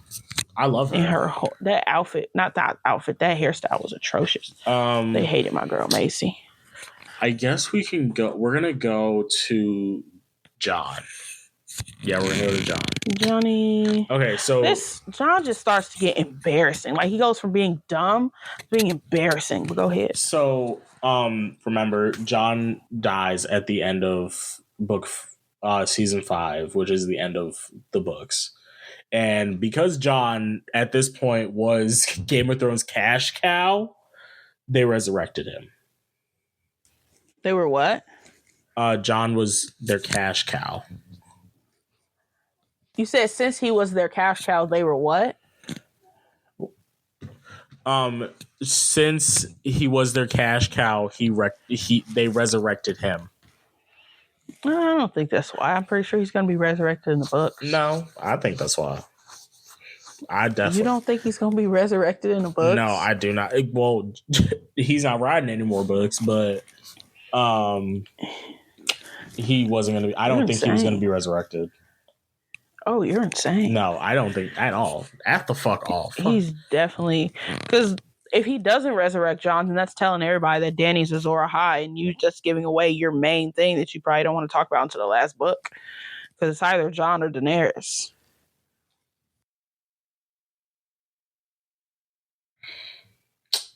He gets resurrected by Melisandre. Melisandre. I was going to say Missandei. Melisandre and Sansa. Wait, no, he gets resurrected, and everyone's looking at him fucking batshit crazy because they're like, how is this man alive? And he ends up executing all the people who conspired to kill him, including Ollie. He hangs Ollie. He hangs all of them. But specifically the one... together. But specifically, Ollie hurt him the most. You're saying specifically like he didn't hang all of them. But he did hang. Girl, just let me talk, bitch. They're literally all hanged at the same time. So, yeah, they all get hanged at the same time. False information. I think it's very important to say that John was ready to leave the wall. I'm pretty sure when him and Sansa see each other, he is about to leave. Oh, yeah, you're right. Everyone's like, because remember, he's Lord Commander. And John's you can't leave. Right after he hangs them, he gives up the Lord Commander position. Yeah, he says, my watch, and he's like, I pledged my life to the Black, my watch ended or whatever. And they're like, we still need you. And he was like, my own brother stabbed me to death. So I feel like that gives you a really good insight into where John's head is at. And then we see Sansa gets there because Brienne and Podrick bring her. And it is the first Stark reunion we get. And honestly, probably the most emotional. Because the next ones lack emotion, in my opinion, because they say weird things. But this one is very emotional, and especially between two characters that didn't necessarily like each other, because Sansa treated him like gutter trash. And at one point, and she even apologizes, like, I treated you terribly. He's like, you weren't that bad. And she was like, I was awful. And he's like, yeah, you were. And that's what gets him to stay at the wall, because he sees her and he like decides to like feed her and house her. And then she's like, so we got to kill Ramsay. And he's like, what? What if we just stayed here? So I think she just convinces him to go kill Ramsay. I'm honestly just trying to skip. What convinces him to go after Ramsay is the fact that they find out that Ramsay has their brother Rickon. Oh, yeah, because I forgot about fucking Rickon. Jesus. Because he was very fast on like not going after him. So he was like, we have no army. I think he only fights them with the wildling. No, they get a couple they go across the north to get bannermen, and they get a couple, but they don't get even half of them. They have, because a lot of people are like, we pledged to Rob, and look what happened there. We don't know you. So I think at one point, somebody was like, I respect you, bro. Like, but you're a Snow, you're not a Stark. So most people do not want to pledge loyalty to him. Sansa does go, and she does a lot of heavy lifting in the sense of like trying to be like, this is my dad's son, but people are not going for it. So he has the wildlings, however, a couple thousand of them that are still alive, and he has like 2 or 3 houses, if that, from the north. And he doesn't want, and because he has so little people. Oh, by the way, he finds out that they have Rickon because Ramsay sends him a letter that he has Rickon, and he keeps calling him a bastard in the letter. It's so messed up. He's like, come see what I've done to your house, bastard. Come see what I've done to your brother, bastard. Let's talk about what I did to your sister, bastard. Like, it's actually so messed up. And he doesn't want to go at the end of the day because they still don't have enough men. Was it that he didn't want to go, or that Sansa didn't want to go? Sansa didn't want to go. One of them was, Sansa didn't want to go because she realized they did not have enough men, and she's like, let me just talk to the Vale. And he's like, we don't have time for That's not what she said. He didn't know she was in contact with the Vale. She just said, we don't have enough men. And he said, no one else is coming to help us. And a lot of people are actually mad at her for this to this day, because she doesn't tell him that she has a contact in the Vale. She doesn't tell him that she's contacting Littlefinger. She doesn't tell him that we might be able to get another army. She just says, bro, we have to wait. And he's like, wait for what? Everyone else told us to F off. That was like her last resort, though, because she was still fucking pissed at Littlefinger. But she didn't tell him. I know she didn't tell him. Because he probably would have waited if she was like, hey, it's a Hail Mary, but it's something. He would have waited. Maybe, but he just goes... Not maybe, he definitely... Girl, he just goes balls to the walls and goes to fight. He goes what? Balls to the walls. Oh, Jesus. It's a white people saying, I've been around the whites a little too long. Oh, okay, that's why I don't know it. And... Do you know it because of Don? No, fucking... Maybe, actually. Jesus, that's what happens when you date the white people. You know what? Let me not be me. So he goes to fight Ramsay. And the way that this whole entire sequence is called the Battle of the Bastards, right? And the way that the shit starts off is Ramsay plays a game with Rickon. He literally plays a game with Rickon's life, and he's like, that made me so run sick. over to John as fast as you can. And Rickon's like, okay. And then he grabs a fucking bow and arrow. And mind you, he's a stunner marksman, y'all. He's a phenomenal bowman.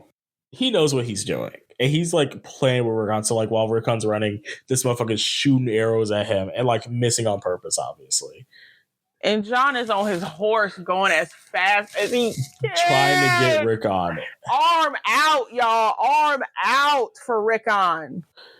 And Ramsay shoots one last bow. Like Rickon and John are basically right next to each other. And he hits Rickon square in the fucking back, and Rickon dies.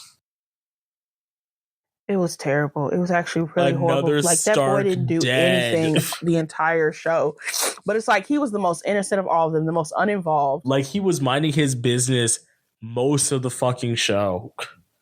He never said shit. Right, exactly. He didn't have business. He was just like, I'm trying to get back home to my family. Like, I don't know what the fuck all you other bitches did to piss everybody else off, but I'm just here. I just work here. Please. And he's dead. And now he's fucking dead. And then John loses it and charges toward Ramsay, causing the army to charge. And then it's a whole big fight. And it's a nasty it's called fight, the Battle too. of the Bastards. And people love it. I was just like, it was cool to watch the first time because, like, at one point, John is just in a sea of people, like, essentially drowning, covered in mud. They're dying. They're losing. He's losing people left and right. They're circling them. He's like, we're all about to die. And like John gets this face when everyone's about to die. But like, he's not giving up, but like, he just has this face of, yep, this is the end. And he's going to fight to the end. I respect him for that. But it's like, You put yourself like it was just bad all around. Y'all should have tried a stealth mission or something. I don't know. Like it was just bad. He didn't do his all big around. one with that one. And it was like a nasty battle. The way that like the bodies collided when the two armies collided, it was disgusting. Like bitches were dying left and right. I remember it. Jon is about to die, and guess who saves the day? Miss Sansa Stark brings in. She wouldn't have had to do it if she would have shared the information she had. I thought that was your girl. That is my girl, but I got it, and this is why I think D&D are dumb, because she should have just told him. Sansa saves the day and brings in the Veil, and the Veil crushes the Bolton army. Like, and Ramsay runs like the little bitch that he is. And they catch his ass. They put him in a cage. And Jon beats the ever living. Somehow Ramsay is able to take down the last living giant, which I didn't appreciate. Insane. Like, I just feel like your skin should be thicker. I don't know. Like he just shot him with a bunch of arrows. Your skin should be a little bit thicker. He puts Ramsay in jail. And after beating the ever living shit out of him, and Ramsay's like, okay, just kill me, bastard. And Jon's like, nah, that's not my place, King. But you know whose place it was? Sansa's. Technically she didn't kill him, but Sansa she did. Sansa talks to him about all the terrible things that he did and releases his own dogs onto him, and they eat him. Dogs, he's like, I've trained these mutts. They ain't gonna touch me. She said, you said yourself, they haven't fed for days. They're ravenous. They'd eat anything. And they eat that motherfucker. Yep. It was the... And I really love that they had her be the one to kill him for two reasons. One, obviously, because of everything he did to her. But the night before, they met up to be like, let's see if we can come to some kind of agreement before we fight. Because we ain't got no people. And she told him, you're going to die tomorrow, Lord Bolton. And what did she do? She killed him. And she ate that. Well, the dogs ate that. But she ate that's that. Funny. And that was basically the Battle of the Bastards, which was one of the biggest. I feel like it was the most watched episode of the season. Yeah, it was probably the highest rated episode of that season. And it's probably the top two. I don't know if it's one or two for the audience, but it's probably the top two battles to ever happen in Game of Thrones history. Like people, they go hard, like they get a hard on for Battle of the Bastards. It was filmed so well. You were in it with Jon, like you were in the trenches with this man. You thought you were gonna die too. It was good. So we're gonna get to my favorite part of this whole entire season, which is the King's Landing arc. And oh my God, I love it so much. So in order to release the Queen, Marjorie technically Baratheon, but Marjorie Tyrell, Tommen makes a deal with the High Sparrow and is like, we will align ourselves with your church to get the Queen out. And Tyrell, she's married to Tommen. I know, but she's a Tyrell. I will never call her. So it wouldn't be Tyrell or... It would Baratheon. Yeah. It would be... He would be. He's a Baratheon, not he technically Lannister. Yeah. But yeah. Okay, you're right. I was so confused. Well, he's a Lannister, but they named him Baratheon. Yeah. Yeah. So in order to get Marjorie out, he aligns himself with the High Sparrow, and basically the kingdom becomes like a religious fucking craze. Like, yeah, it becomes a religious cult, and it's kind of insane. And throughout this whole entire thing, Marjorie is playing her part. She doesn't believe a lick of this shit, but my God, does she deserve a motherfucking Oscar for this goddamn performance. She sends her grandma away because she's like, shit's about to go down, and I want you to be safe. Like, I love I hate that Marjorie has to do this, but I love this for her. Like, she knows how to play her part when she needs to. She has a master in saying things without saying them. Like, the people that are best at it are Marjorie, top three, maybe top four. Marjorie, not necessarily in this order. Marjorie, Olenna, Cersei, and I feel like Tywin's pretty good at it too. But Marjorie is definitely top two. She got it from her grandmama. When it comes to like talking to you without talking to you. Because she gave her grandmother a message, but she didn't say, "Grandmama, it's dangerous. I need to send you away." You know, like, and she, like Deshaun said, she's playing her role to a T, and she's done that ever since she came on screen. Whether it was with Renly, whether it was when she was about to marry Joffrey, when she married Tommen, like she became the people's queen. Like this girl was playing her role. She knew what she wanted and she knew what she needed to do to get it. She did what she needed to do to survive. But while all this is happening, Cersei is secretly scheming in the back to take revenge on every single bitch that has wronged her in fucking King's Landing. Her trial, which is literally everyone in King's Landing, is coming up for her fucking in the family. And she, while they're planning for all this, she decides to make a plan of her own. And this is my favorite episode of, honestly, I think all of Game of Thrones. I love this episode, like the beginning of this episode, so much because she conspires to kill most of the King's Council. So it's only her people in the King's Council. And she conspires to kill her cousin. She also conspires to kill majority of the merchants and high people in power in King's Landing, because this motherfucker basically sets a whole entire wildfire bomb in the Church of the High Septum, where her proceeding was supposed to. The High Septum? Yeah, I think it's the High Septum or the Sparrow or whatever. Sept. What? It's either sept or septa. Septum is what you get in your ear, bestie. So whatever the bitch, whatever the fuck, the high septum, the high pre, whatever the fuck you want to call it, bitch. Oh, somebody's getting testy. Right. So, everyone's waiting for Cersei to get there, and Marjorie's noticing that Cersei's late. She's the only one that clocked it immediately. And she's like, she goes up to the high septum. She's like, "Where's Cersei?" And he's like, "She'll be here because she needs to meet her justice for going against God." And she's like, "Okay, I understand that, but Cersei isn't here." And Tommen isn't here. Which means she has no intention of getting up on that fucking stand and confessing to her motherfucking crimes.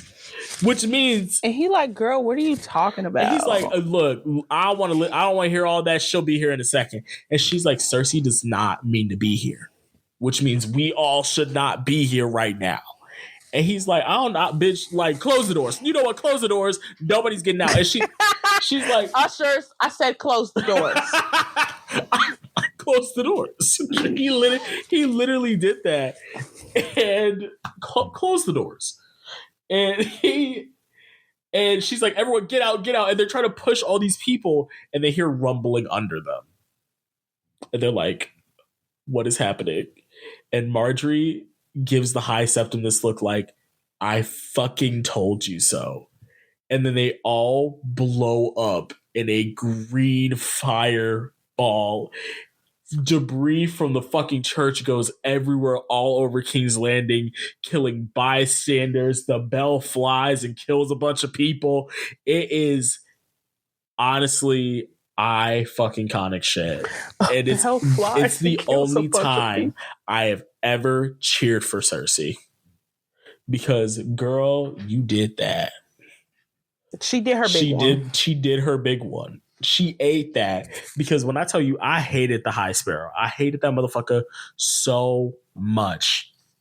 And I wanted... No, he was insane. And his death was the best death. It was oh my God, it was so good. You know what? Cersei, I'm pretty sure they showed like him obliterated. Yeah, it was like they showed him going up into pieces, and they also showed Marjorie and Loras going up in the flames as well, which I fucking cried. Like these were my favorite characters. It was awful. Like basically the House Tyrell's future right there.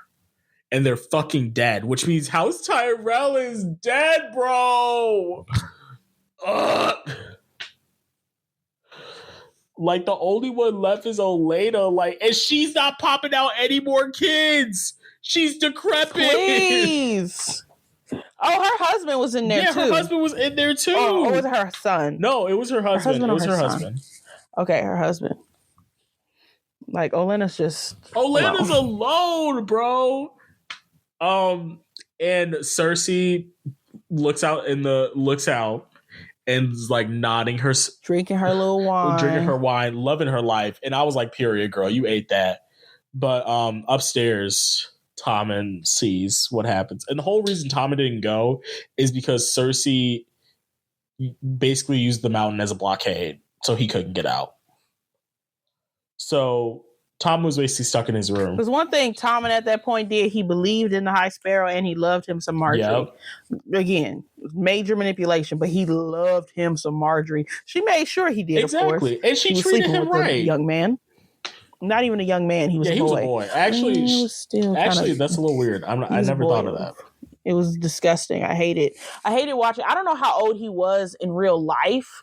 Hopefully he had to be above age. It had to be illegal. But I hated watching, like, they didn't show them having sex, but they showed them laying in the bed afterwards and her draped all over him. I hated it. Ugh. Anyways, he sees the High Sparrow blow up and he looks out that window. He puts his crown down and then he goes back to the window and jumps out of it. Interestingly enough, I watched this episode and I was watching it by myself on my computer, I'm pretty sure. I did not see him kill himself. Next thing I know, Sept blows up, and the next thing I know, we're at his funeral. I'm like, when did he die? I think I just assumed he died in the explosion aftermath. And I'm just like, when did he die? And I texted my cousin, like, girl, that was a crazy episode. Da, da, da. She's like, yeah, like, what do you mean Tommen killed himself? I'm like, what are you talking about? And she's like, what do you mean? What am I talking about? I'm like, why are you saying he killed himself? She's like, he literally jumped out a window. I'm like, what are you talking about? The way he jumped out the window was also so funny. He was so like content. He said, yeah, I'm dying today. And he just falls. Oh my God. It was that was a crazy episode. And I love that episode for it. It was like at the beginning of it. It was so I remember good, it being at the beginning or the middle of it. It was in a weird area, but I thought that would be like the ending of the episode. So that was Cersei's story. She ate. I fear she ate. After that, she's crowned queen of the seven Queen of the Seven Andals. She becomes Queen Cersei. Is Queen of the Seven Kingdoms. Lord was king, but Lord of the Andals, the Rhoynar and the First Men, first of her name. Okay. So she becomes the queen. And then we go over to who's next. Okay, so Daenerys and Tyrion. Daenerys' story, she gets captured by Dothraki and she ends up getting put into like this church for past Khaleesi. Like I forgot what they called them, but basically they're kings, which was Khal Drogo. If they die, they get put into this church for life. The Khalasar. Yeah, they get. I think the Khalasar takes her. I don't remember where it's. But they get put into this church, and she's like, mind you, when they found her, they thought she was a random woman who might have had white vaginal hairs because she didn't speak to them. They just assumed who she was, and they were speaking, oh, we gonna rape her, and we gonna do this to her, and we gonna do this to her. Yeah, we gonna pass her around. It was nasty. I wonder weird. If her vaginal hairs match. I wonder if the curtain matches the drapes. Yeah, it was weird. So she does, and then she basically escapes. She sets them all on fire, and she takes all of the other women who were stuck in the church and all the other Dothraki, rises from the ashes again. And she's basically considered the Dothraki queen now. And that's how she gets an abundance of Dothraki. It was actually such a cool scene to watch because what she does is she's talking to them and they're like, you're not supposed to talk in here, because they were deciding her fate. Because, you know, like Deshaun said, every wife of a Khal is supposed to go to wherever the hell to live out the rest of her days and just die. And she was like, that's not me. And they're like, okay, actually, I don't know why you thought you'd speak, but your Khal's dead because he sucked, so shut up. And she was like, okay, that's so funny that you say this because I'm speaking. And she says, "You're not worthy to lead anyone, let alone me. You're not worthy to lead the Dothraki, so I'm going to take them off your hands." And they're like, "Girl, are you stupid? Like, what are you talking about?" And then there was like candles or whatever, and she knocks them over, setting the place ablaze. And then, like Deshaun says, it all burns down. She's the only one left standing, just booty butt naked again. And I'm just like, it was so good. Like, one thing about Game of Thrones, even though the writing was started to become meager, subpar BS, they still gave you good scenes. They would sit. If you don't think about the logic behind most of them, it's so good. They gave you such great visuals and scenes. So yeah, that's what happens with Daenerys. And then while Daenerys is gone, Tyrion is trying to basically recontrol Marine while she's fucking gone, and he is doing terribly. And it's so crazy to me that the smartest character, objectively one of the smartest characters in Game of Thrones, is depleted into this like dumbass motherfucker that doesn't know how to talk to people or like doesn't know how to read people, even though he has proven himself otherwise in past seasons. And they basically chop it up to like he's in a different land, so he doesn't know how to read people and like tell that they're going to be like untrustworthy or what other people's motives are or where their loyalties lie. And I think that's just so dumb. I think that's so fucking stupid. They could have done better with his character. I think this could have been a moment where he showed that he was capable to be an asset to Daenerys, but instead this isn't the last time he showed to be a complete dumbass to Daenerys Targaryen, and she looks at him like he's fucking stupid most of the time. I'm not even gonna lie. I think they could have started with him realizing he's not in his element, but then we're supposed to see how versatile he is and how he can adapt. That's like, it's perfectly fine to be like, okay, things don't work here like they do in King's Landing. I need to pivot.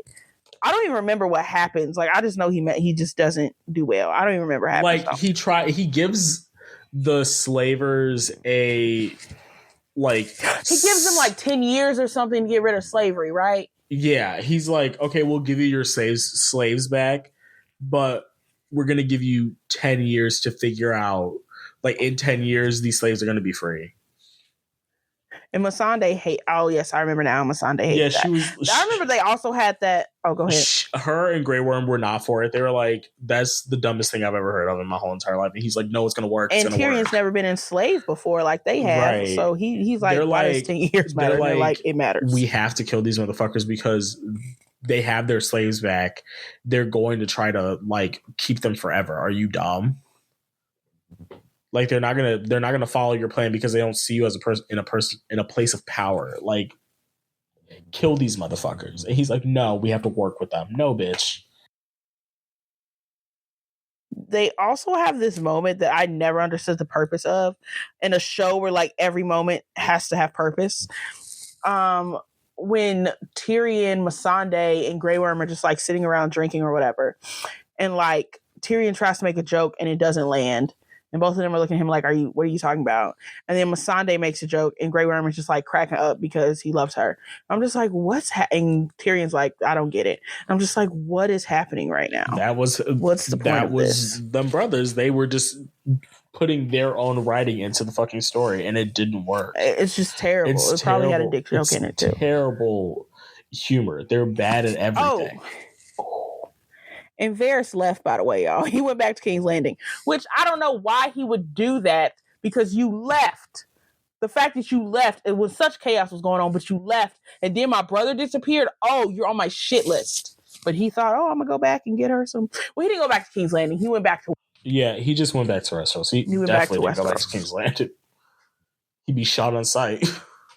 And I think Daenerys' arc here. Do you have anything else to say? No, I just didn't like Tyrion's arc, and also Daenerys. Oh yeah, Daenerys comes back and basically burns all the fucking slave masters. And she's like, Yeah, if you ever try to keep slaves them. again, I will fucking burn you, and like basically kills all of them, and then puts the other cell sword in charge of Marine, basically, because she needs to still go get Westeros. It was so awkward because he was like, "I love you," and she was like, "That's great. Now I need you to stay here, be king." Actually, while I go be queen in another land. And he's like, "What?" He was not for it. She's like, she doesn't say I love you. She said, "Okay, I love that for you loving me, but stay here. I'll probably never come back, and we'll never revisit this conversation. And we never see that motherfucker again. And never again. What else happens? She gets on the boat to Westeros. Wait, before she gets on the boat, Theon reunited with Yara, and they had to run from the Iron Islands, and they went to Daenerys, and they were like, "Hey, we got ships, fastest ships in the 7 seas. You want them?" And she was like, "Oh yeah." And they do this, and it was weird. It was. They were trying to do like a little girl power moment, but I was like, Yara doesn't give girl power because she still lets her men rape and pillage villages. So what are we talking about here? Just because she's a lesbian and she's a woman in power? It's no. But they did their little girl power moment. And does she not let them? I feel like she does let them rape and pillage because she said it's the way of the Iron Islands. I could be wrong. And they make an agreement. She doesn't bend the knee necessarily, but they make an agreement. And Daenerys gets on their ships or whatever and sails towards Westeros. And also we're left with the feeling that I think Varys is talking to Elaria Sand and blanking on her name right now, my queen, Olenna Tyrell. He's talking to him. He's like, "Hey, so you want to pledge for Daenerys?" And they're like, "Yeah, let's pledge for Daenerys. We hate the Lannisters." And that's where we end on Dany. And that's kind of where we end on season 7. It's like everyone's slowly starting to come together, like Westeros. Daenerys, and most people still don't know what the real threat is. Right, and not a lot of people know the real threat of the North, the White Walkers. But we will get into that. Oh, we also find out when Bran is spirit walking or whatever that Jon's a Targaryen, by the way. And his name is Aegon Targaryen. Apparently, D&D might have made that up. Like, people are I don't think... People do think... There are a lot of people that do think he is the son of... what's his name? Rhaegar and Lyanna. But they're like, I don't think his name would have actually been Aegon. And that's just so intriguing to me. Like, I don't know. I think you say Aegon Targaryen. No, they say Aegon because they got a lot of Aegons. Yeah, a lot. Too many. That's literally their problem, but they say Aegon. And that's where season 6 ends, and we'll go into season 7 and 8 next episode, and you will hear us rant about how absolutely amazing it is. We love it so much. When I think about it, I think like we're finally there now. Interviewing for it, and they were like, I remember Emilia Clarke being like, "This is the best season ever." She was talking about season 8, but best season ever, and her eyebrows are so expressive. They're lying, and you can tell teeth. She doesn't mean it. Everyone is saying that the script is shit without saying it, and it's just so funny to me. Like, well, it's not funny if you think about how they put years and years of their life into this, probably turned down other projects to stay with Game of Thrones, and their characters are ruined. Like Daenerys, the amount of kids, my cousin included, that were named Daenerys during the time of Game of Thrones. That's crazy. There were some Aryas too. Sometimes we call her Daenerys Stormborn, sometimes we call her Queen of Dragons. I love it so much. But it's like I'm just trying to tell you how pivotal her character was for young women, for women of all ages, really. Like, to see a woman that genuinely was like, I'm just like trying to be in power, but not in the way Cersei was. Like, she wasn't devious and evil. She was generally a good person. And like, a lot of people say they saw Daenerys being what we see in season 8, but early on, but at no point, in my opinion, has she done anything egregious yet. Yeah, no, like, did not she at burn any people point. alive? Yes, but she burned warranted. People alive that attacked her. This is war. They are slavers. She should have killed them in the first place. She never showed any signs of being any. We'll get into it in season 7 and 8. Yeah. Yeah. So I guess it's time for our shade session. Maya, do you have anything?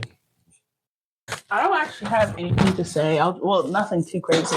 I will just say this short bit. The more I think about, see discussions about, and reflect on, what do you call it? Arcane. I think season 2 wasn't planned, like, by whoever wrote season 1. I think it never should have been made. I don't think it makes sense. Like the other day, I was thinking of Silco and how in season 2 we have that flashback of him, Vander, and Fiona. I think that's her name. Talking about Vi and how they have to take responsibility for Vi. And then in season 1, we have him trying to have his goons kill Vi. And it's like they never show you how he gets there. And like it's just terrible writing, though. Terrible writing. So my thumb is bleeding profusely, and I need to deal with that. Also, I have to pee really bad, and I'm not by my iPad, so I can't turn my sound off. So either you hang up or you just listen to. Wait. Sorry. Did you not want me to go?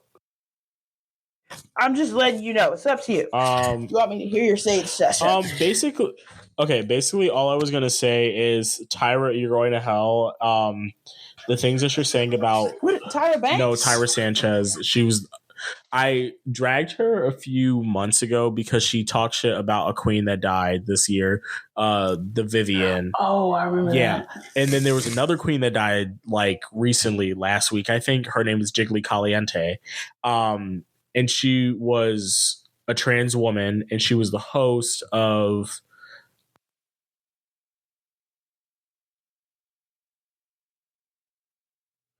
Sorry, she was the host of, I believe, Philippines Drag Race, and Tyra Sanchez had something to say again, and she basically said, fuck that bitch. She had her leg chopped off because she had diabetes, and I'm glad she's dead. So Tyra, I want you to know that you are and forever will be a piece of shit, and there's no saving you. I don't know what made you so angry. I don't know what made you so mad. Maybe it was because of your lack of talent. Maybe it was because of that harsh hairline every single time you put on a wig. Maybe it's because you aren't relevant anymore unless you talk about dead people that are more relevant than you on their worst day. So I would just like to say, fuck you, kill yourself. And then this one's quick. Undos, sweetie, I'm on that neck again. You need to be stopped. The tap dancing needs to be stopped. That ticket should have gone to somebody. Those 2 tickets, you and your fuck ass tap dancer friend, those tickets should have gone to somebody that deserved them, not yo baboon buffoon ass.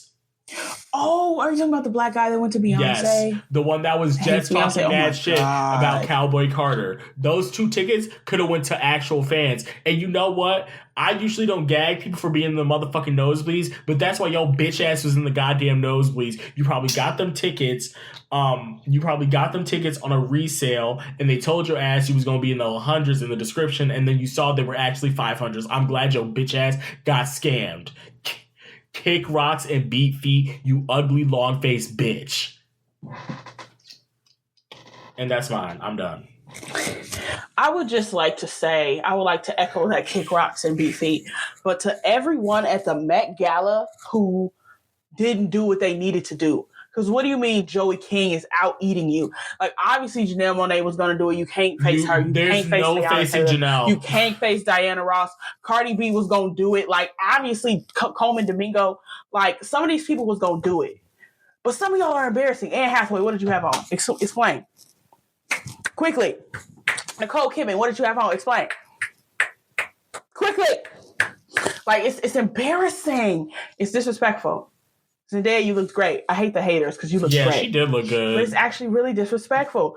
It's actually insane to me the amount of people that said, what is the theme? I don't care, actually. Like, that is so, like, just another level of disrespect considering that what the theme was. They said black people, you mean the color black? Talking to you, Sydney Sweeney. you did your little swoop bang, and you saw, oh, edges. I hate you. No, I hate you so you much. mean sticky bangs? Sticky bangs, please. I'm gonna kill myself. That's sticky bangs. Sticky bangs is my. I hate a bitch that says sticky bangs. I hope that girl never outlives that for real. Like, I hope people are like, when she's applying for a job 20 years from now, are you the sticky bangs girl? I would hope smack she her if doesn't I saw her enjoy in it. real life. Well, I guess that's our episode. It's already going on 2:30, so I need to get off so I can fucking edit. But this like, shit. we did a lot of unnecessarily yapping, so in the beginning, so it'll be fun. Make sure you follow us on all our platforms. Thank you so much for listening. And we will talk to you rat bitches later. Yeah. Bye, bitch. Bye.